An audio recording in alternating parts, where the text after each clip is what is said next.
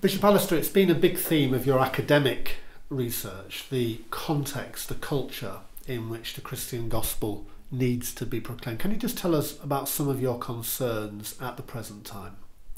Well, I think some of the features of the culture we're in follow on from the Enlightenment, really. This great trust and confidence in human beings, our ability to think, to reason, to plan, to manage human life. And management is a great way of approaching life, in the West at least, at the moment.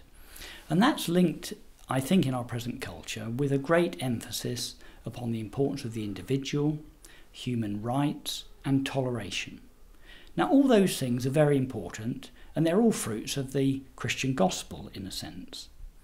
But what we've lost in our culture, I think, is a sense of the counterweight, which is a nervousness about the reality of human sin and the need to take that seriously, and therefore our ability to think and reason will always be falling short of what we need to deliver. And instead of being frustrated and somebody coming on the radio when there's a disaster and saying this will never happen again, we need to recognise things do go wrong. Very often it's because of our inability to understand, to work together, to deliver.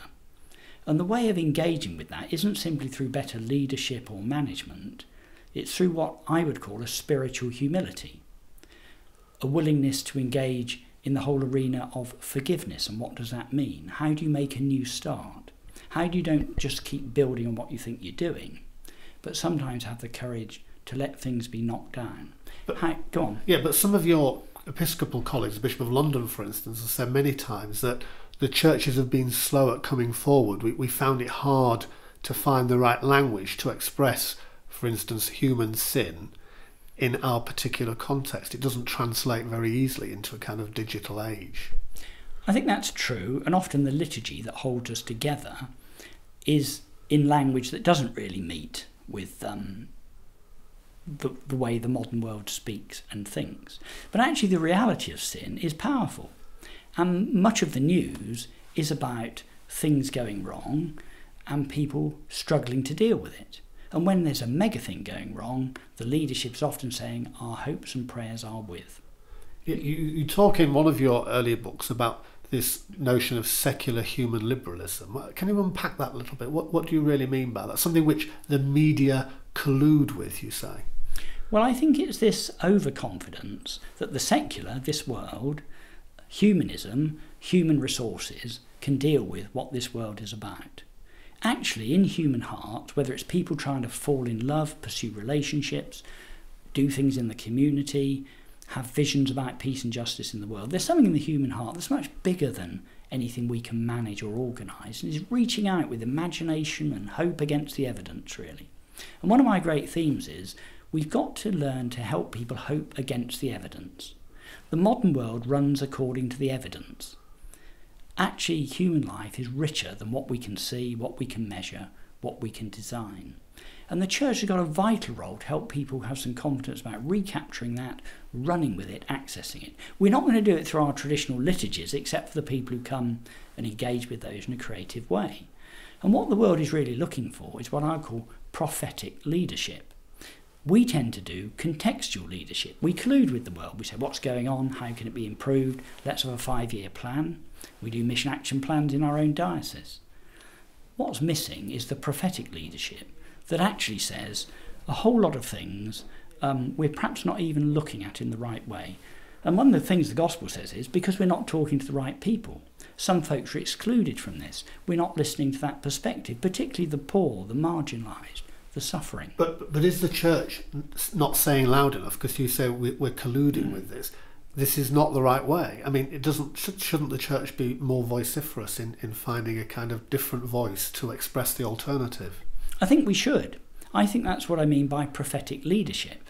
I'm a member of the House of Bishops, and one of the issues we face is that we get drawn into managing the church, managing decline or fighting decline, whatever it is.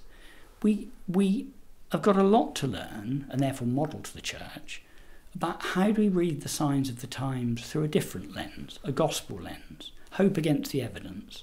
And how do we then present something that's focused and united and clear in the public space, rather than all our own little ideas, which just confuse people? It was quite brave of you to use the phrase sofa messiah in the context of all these different voices. Who are the sofa messiahs in the Redfern creed or the Redfern understanding of culture?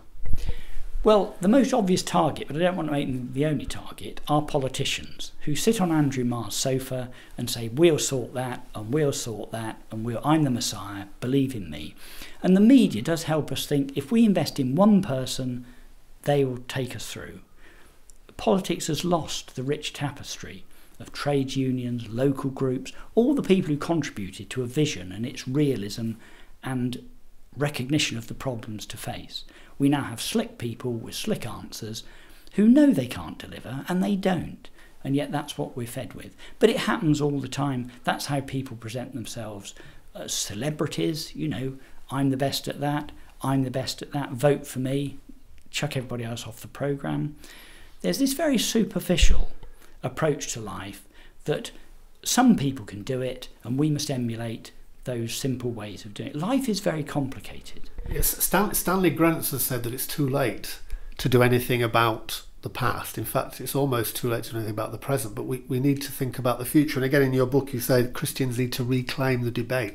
How are we practical? I mean, the rhetoric's good, but how do we actually do that? How do the bishops do that? How do the laity and the clergy do that? How does the Christian gospel find a voice so that it's heard again? Well, I think it's interesting what you say about the past and the future. Contextual theology draws us into the present, which we try and manage.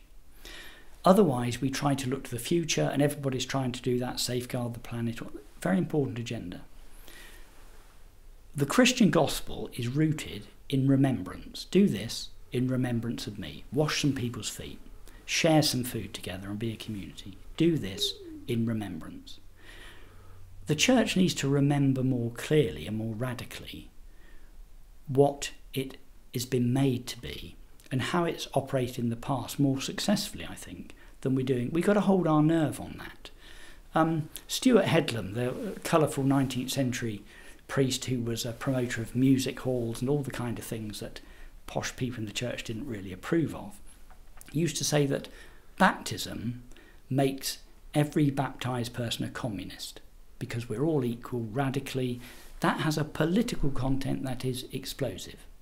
The Eucharist is the Mass for anybody who wants to turn up and share in a family meal, and anybody can come. Now that is politically explosive when everything else is graded. You've got to earn your stripes, gain entrance, keep up performances. We've got to reclaim some of that. We have a past that's rich in resources, in stories, in examples. One of my fears is that if we just locked into the present and a starry future, which is what the world is, we come out of an event that happened, a death and a resurrection. We come out of a past that shapes present and future. So you would agree finally with Shane Hipps, who says that the churches can be, if they get their priorities right, once again the architects. They can draw back the curtain and begin to draw a future which is actually of the gospel. You believe that? I do, and I think you've used two very interesting contrasting things. Drawing back the curtain is what we're about: revelation, discovery, uncovering what's there, because we know how to read it through what God has done through Christ in the past and some of the models of church that have been inspiring. Architecture is too often, again, futuristic. We have an architecture, the household of God, for instance, many mansions, all kinds of access. We have an architecture that we ought to, I think, explore more deeply and more richly, that we've inherited. Lots of mistakes, but we're people who learn from mistakes by reflection. So I'd want to endorse the idea of drawing back the veil. That's where the spiritual begins to inform the political, the social, the economic, the deeper currents in people's hearts, hope beyond the evidence, all those kind of things.